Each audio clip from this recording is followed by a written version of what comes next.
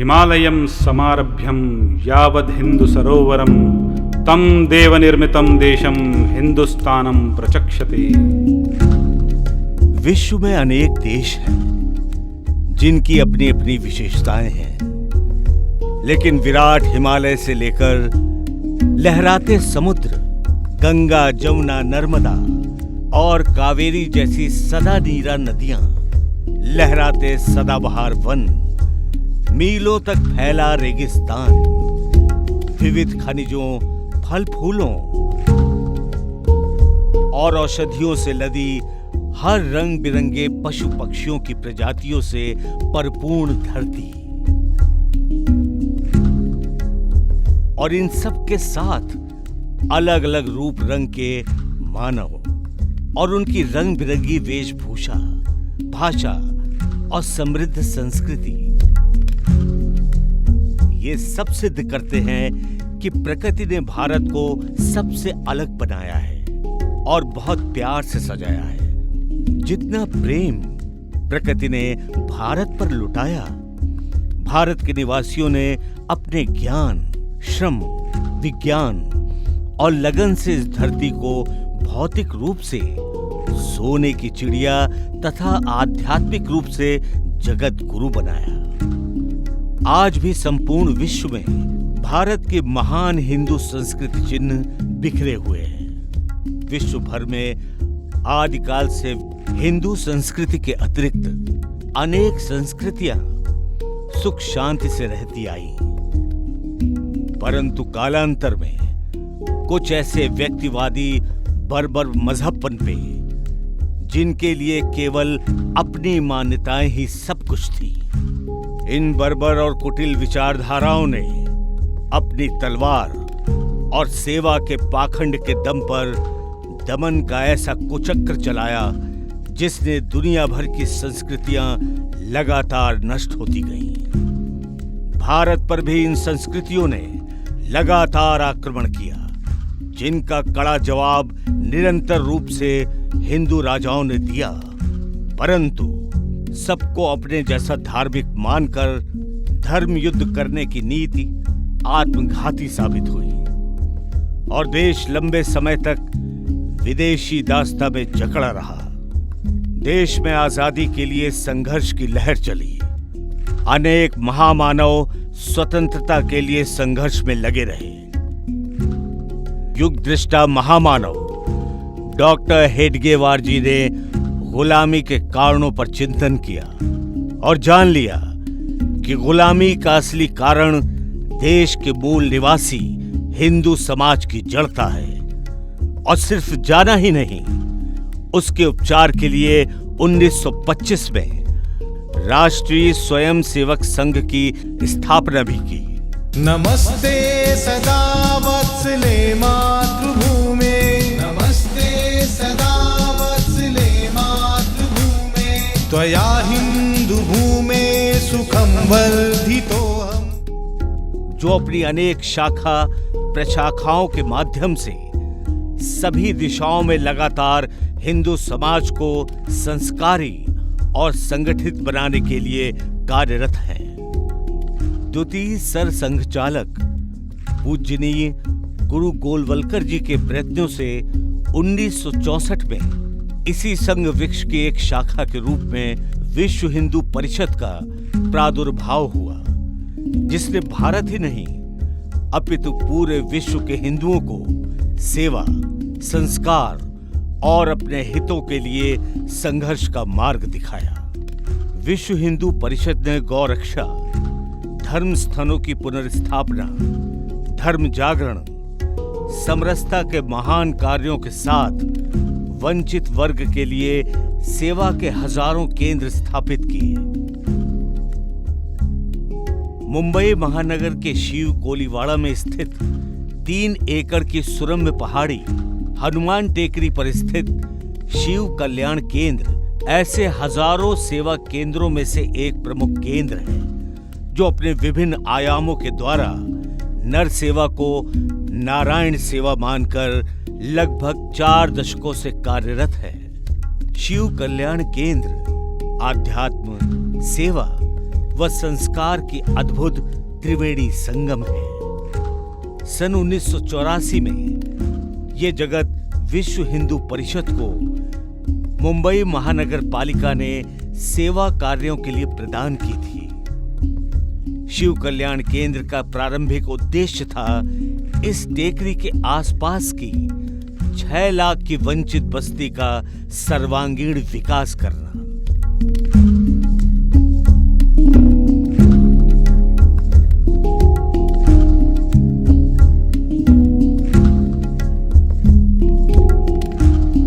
श्री समर्थ हनुमान मंदिर। सन 1990 में सर्वप्रथम श्री समर्थ हनुमान मंदिर का जीर्णोद्धार माननीय श्री अशोक सिंघल जी के हाथों किया गया। मंदिर में हनुमान जयंती, श्री रामनवमी, गणेशोत्सव, राम कथा, भागवत कथा, समरसता यज्ञ आदि उत्सव वर्षों से निरंतर चल रहे हैं। यहाँ पर नित्य सत्संग व संतों के प्रवचन के माध्यम से समाज के अंतिम व्यक्ति तक धर्म जागरण का अभियान चलाया जा रहा है। आज श्री समर्थ हनुमान मंदिर संपूर्ण मुंबई महानगर के हिंदू समाज की आस्था का केंद्र बना हुआ है। सिलाई प्रशिक्षण केंद्र। गत 35 वर्षों में यहां से हजारों जरूरतमंद बहनें सिलाई का प्रशिक्षण लेकर जा चुकी हैं। आज वो बहनें स्वयं तो आत्मनिर्भर बनी ही हैं, साथ ही औरों को भी आत्मनिर्भर बनाने का कार्य कर रही हैं। सिलाई प्रशिक्षण लिया जाता है, उसमें हमारे आसपास की महिलाएं आती है, उनको हम लोग थोड़ा बहुत ऐसे जैसे खुद के लिए अपने लिए वो तो सिल सके, इसके बाद आगे आगे प्रैक्टिस करके वो अपना भी कुछ करना चाहती है तो वो आगे कर सकती है, उससे परिवार का पोषण भी कर सकते। कंप्यूटर प्रशिक्षण केंद्र। लगभग 3 दशकों से यहाँ नाम मात्र शुल्क लेकर जरूरतमंद बच्चों को और युवाओं को रोजगार के लिए उपयोगी बेसिक और एडवांस कंप्यूटर प्रशिक्षण दिया जाता है। यहाँ पर मैं बच्चों को कंप्यूटर प्रोफेशनल कोर्स बहुत रीजनेबल रेट में हम लोग सिखाते ताकि उनको फ्यूचर में कुछ जॉब मिल सके। अभ्यासिका।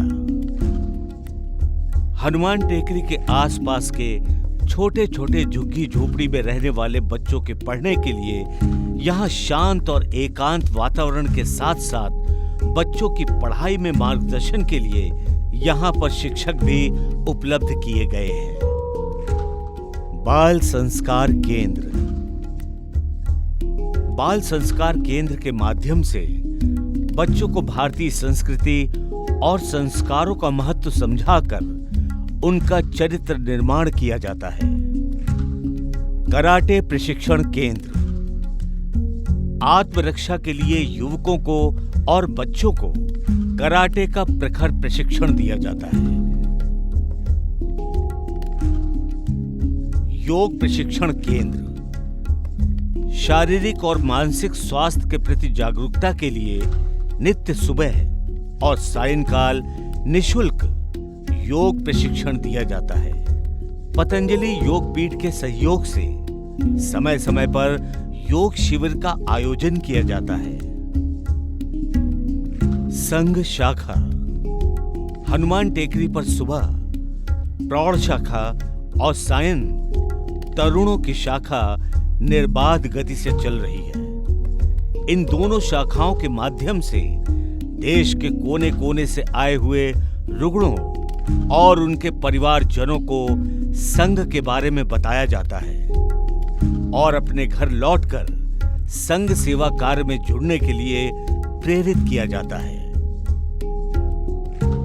सेवा के इन्हीं आयामों में से एक प्रमुख आयाम है कैंसर पीड़ितों एवं उनके परिजनों के लिए संचालित श्री अशोक सिंघल रुग्ण सेवा सदन। श्री राम जन्मभूमि आंदोलन के महानायक श्रद्धेय अशोक जी सिंघल की पावन स्मृतियों को समर्पित ये केंद्र राम भक्त हनुमान जी की छत्र छाया में निरंतर विकास की ओर अग्रसर है। इस पावन भूमि पर माननीय अशोक जी का कई बार प्रवास हुआ। माननीय अशोक जी का हमेशा इस पुण्य भूमि को लेकर एक ही मार्गदर्शन रहा कि भारत की आर्थिक राजधानी में विश्व हिंदू परिषद का मूल कार्य यहाँ पर दिखे और समाज के लिए आवश्यक सेवा कार्य प्रारंभ हो। VHP vision in action. माननीय अशोक जी के विजन के अनुसार सेवा कार्य की श्रृंखला प्रारंभ हो, ऐसी योजना बनाकर माननीय अशोक जी की प्रथम पुण्यतिथि पर भूमि पूजन के साथ श्री अशोक सिंघल रुग्ण सेवा सदन का कार्य प्रारंभ किया गया।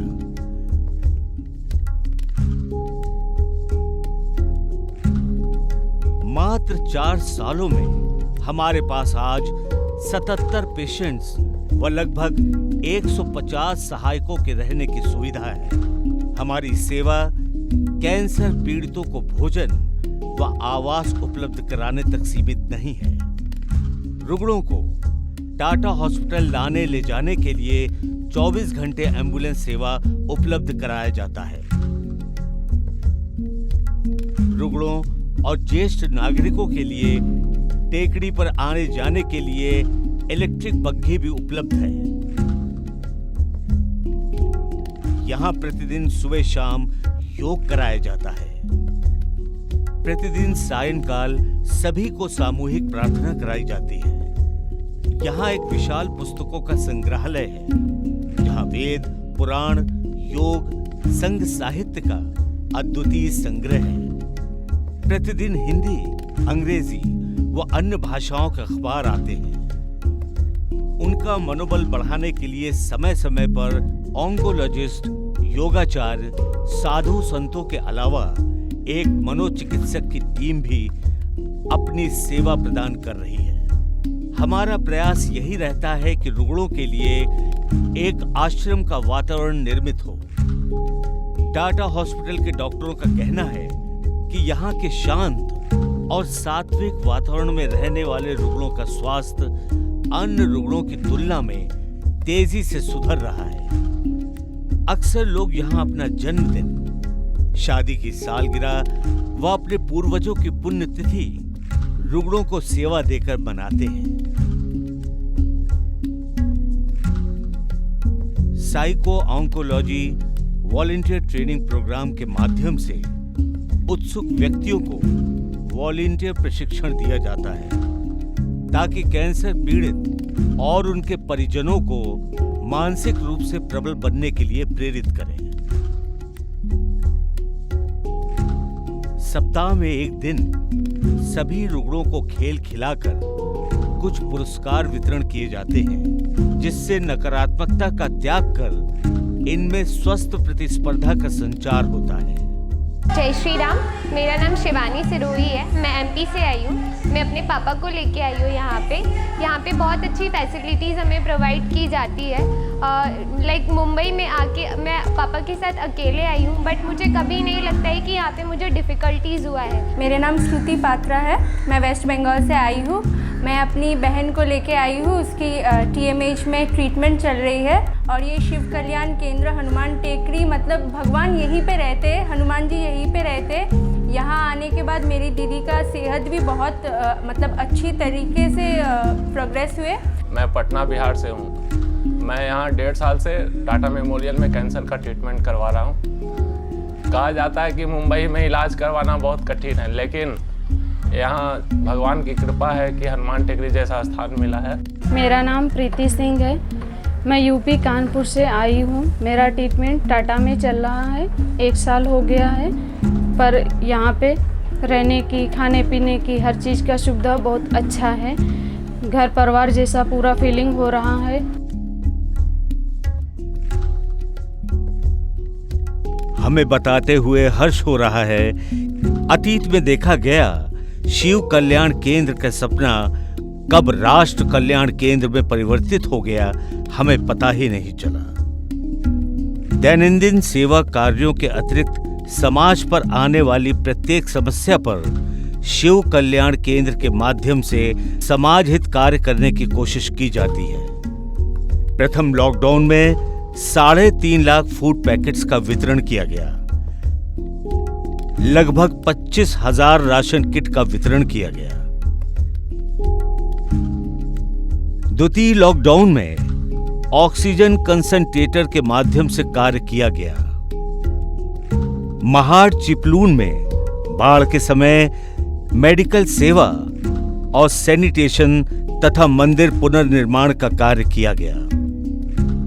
रायगढ़ जिले में 15,500 वनवासी परिवारों में दिवाली फराल का वितरण किया गया।